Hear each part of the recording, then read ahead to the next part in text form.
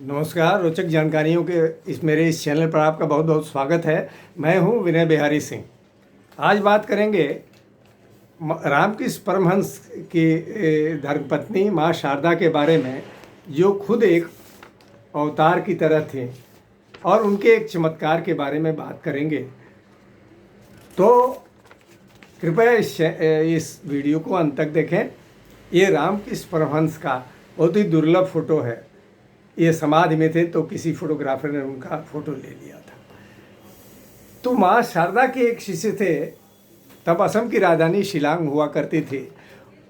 एक शिष्य थे पंचानन ब्रह्मचारी। तो उन्हीं की ये घटना है। लेकिन उसके पहले मैं बता दूं कि माँ शारदा जब 5 वर्ष की थी तो उनका विवाह रामकृष्ण परमहंस जी से हो गया था। और तब जब विवाह हुआ तो रामकृष्ण परमहंस जी 17 वर्ष के थे और माँ 5 साल की थी। जब माँ उस समय तो वो अपने पिता के घर रह गई विवाह के समय। जब माँ शारदा 18 वर्ष की हुई तो वो दक्षिणेश्वर आई, जहाँ पर रामकृष्ण परमहंस पुजारी के रूप में नियुक्त थे। तो रामकृष्ण परमहंस और इनका संबंध पति पत्नी का तो ऐसे ही कहने के लिए था, क्योंकि रामकृष्ण परमहंस तो आजीवन उन्होंने ब्रह्मचर्य का पालन किया। और तब वो जब आई माँ शारदा तो उन्होंने रामकृष्ण परमहंस से पूछा कि बताइए तो मैं कौन हूँ। उन्होंने कहा कि जो माँ काली उस मूर्ति में है वही माँ तुम्हारे रूप में आकर के तुम हो, और तुम मेरी सेवा जो कर रही हो तो माँ ही मेरी सेवा कर रही हैं, तुम माँ का ही एक रूप हो। और बाकायदे उन्होंने सामने बिठाकर और माँ देवी के रूप में अपनी धर्मपत्नी माँ शारदा की पूजा की।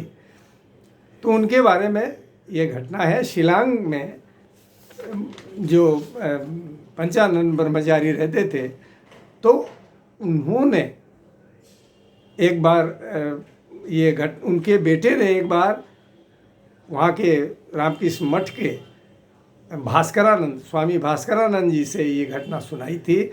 और ये घटना वहाँ की उद्बोधन पत्रिका में, बांग्ला की रामकृष्ण मठ से प्रकाशित होने वाली उद्बोधन नाम की बांग्ला पत्रिका के 1939 के अंक में छपी है। उसके बाद भी छपा, लेकिन वो पहला प्रकाशन उसी समय। इसको स्वामी भास्करानंद ने लिखा है। तो असम की राजधानी शिलांग को कुछ दिन के लिए अंग्रेजों ने अस्थायी रूप से कहा कि ये राजधानी असम की ढाका चली जाएगी कुछ दिन के लिए। तो सारे कर्मचारी जो वो शिलांग में जितने घर थे उसमें अंग्रेजों के कर्मचारी रहते थे। तो उन्होंने वो सारे कर्मचारियों को ले लिया और चले गए। पूरा शिलांग खाली हो गया। पास के जो आदिवासी युवक आते थे, बदमाशी में घरों में तोड़ फोड़ करते थे, आग लगा देते थे। सिर्फ 10-12 घर ही रह गए जो उन्हीं घरों में दिया जलता था, बाकी सब अंधेरे में गए। तो एक दिन पंचानन ब्रह्मचारी अपने 3 नेपाली मजदूरों को लेकर अपने घर की मरम्मत करा रहे थे। अचानक उन्होंने देखा कि उनके घर से तीसरे घर में छत पर आग लग गई। तो घर तो शिलांग में काठ के होते हैं। तो उनको कुछ समझ में नहीं आया क्या करें। तो पड़ोस में घर के सामने पानी से भरी हुई बाल्टी रखी थी, उठाया और उस घर की छत पर चढ़े और जहाँ आग लगी थी वो बुझाने की कोशिश की। बुझाते क्या, तब तक चारों ओर से वो 7 फुट लंबी लपटों से घिर गए। तो नेपाली मजदूर जिनको उन्होंने कहा कि मेरे पीछे पीछे आओ, वहाँ तो अवाक खड़े थे कि अब तो इनका बचना मुश्किल है। आधे घंटे तक आग लगी रही। तभी पंचानन ब्रह्मचारी ने अपनी गुरु माँ शारदा को बुलाया, माँ मेरी रक्षा कीजिए। और सचमुच उसमें माँ जिंदा थे। ये 1911 की घटना है और माँ शारदा का देहांत 1920 में हुआ। तो वो प्रकट हुई। उन्होंने कहा तुम चिंता न करो। जो ही वो प्रकट हुई, जिस आग में वो जल रहे थे वो लगा शीतल, बिल्कुल पानी की तरह, एकदम ठंडी हवा की तरह वो आग बदल गई। और आधे घंटे तक उसमें खड़े रहे। और जब उतरे पूरा शरीर सुरक्षित, कपड़े तक सुरक्षित, खाली चेहरा काला पड़ गया था। तो नेपाली मजदूर चकित थे, कैसे बच गया। और वो उन्होंने कहा कि ये माँ का चमत्कार, उन्होंने मजदूरों को बाकायदे कहानी सुनाई। तो ये कहानी पूरे उसमें फैल गई, पूरे शिलांग के 10-12 घरों में। लेकिन कुछ दिन के बाद उनका चेहरा और काला पड़ने लगा और कुरूप हो गया। तो गांव के लोगों ने, जो घर थे, उन्होंने कहा कि कुछ करिए, कोई किसी जानकार से पूछे कि कैसे चेहरा ठीक होगा। लेकिन वहाँ तो कोई था नहीं, पूरा शिलांग खाली हो गया था, किससे कहें। तो खुद अपना चेहरा शीशे में देखकर उनको बड़ा ख़राब लगता था और वो एक दिन रात में रोने लगे। माँ शारदा एक बार दोबारा प्रकट हुई।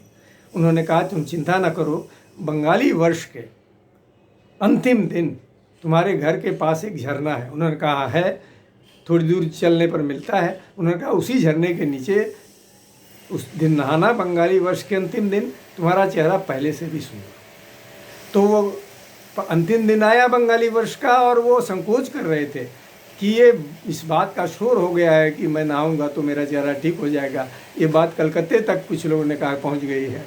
तो अगर न ठीक हुआ तो मेरी गुरु माँ की बड़ी बदनामी होगी। शिष्य में कभी कभी ऐसी शंकाएं आ जाती हैं प्रेम के कारण कई बार। तो लेकिन जैसे कोई दैवी शक्ति उनको धकेल करके उस झरने के नीचे ले गई और वहाँ वो नहाए, और नहा कर खूब आनंद से नहाए। और जब नहा कर निकले तो उनको तो कोई भान नहीं है। लोगों ने कहा कि अरे, आपका चेहरा तो पहले से भी सुंदर हो गया। बस नहा के निकलते ही इस बात की भी चर्चा बहुत हुई और इस बात की खबर कलकत्ते तक पहुंच गई। कोई आया होगा शिलांग से, ऐसी घटना। तो लोगों ने कहा ये तो चमत्कार है। तो माँ शारदा के अन्य भक्त भी तरह तरह के चमत्कार बताते थे। कहते थे कि हम लोग, माँ शारदा रहती थी वहीं पर कलकत्ते में और हम लोग रहते थे कहीं दूसरे शहर में, और जब रात को कभी उनका दर्शन करने की इच्छा होती और जाना संभव नहीं होता था तो रोने लगते थे, तो वो प्रकट हो जाती थी, दर्शन देते थे। तो ऐसे चमत्कारों से माँ शारदा का जीवन भरा हुआ है। अगर ये वीडियो आपको पसंद आया हो, ये बात बहुत कम लोग जानते हैं, इसीलिए मैंने ये वीडियो बनाया। इस बात, ये घटना, ये स्वामी भास्करानंद जी नहीं लिखा होता तो मैं सच नहीं मानता, क्योंकि वो रामकृष्ण मठ के सन्यासी रहे हैं। 1939 में अगर उद्बोधन पत्रिका में वो उन्होंने बाकायदे लिख दिया। तो अगर ये वीडियो आपको पसंद आया हो तो कृपया सब्सक्राइब करें, लाइक करें, कमेंट करें और ज़्यादा से ज़्यादा शेयर करें, ताकि ये बात दूर दूर तक फैले और लोग भी ये बात जानें। नमस्कार, शुक्रिया।